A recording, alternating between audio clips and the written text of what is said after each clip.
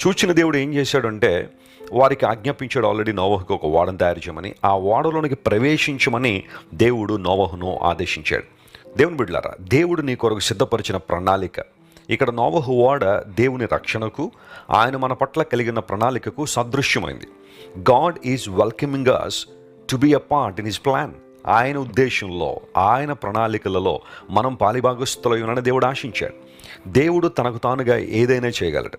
ఆయనకు ఎవ్వరు అవసరం లేదు.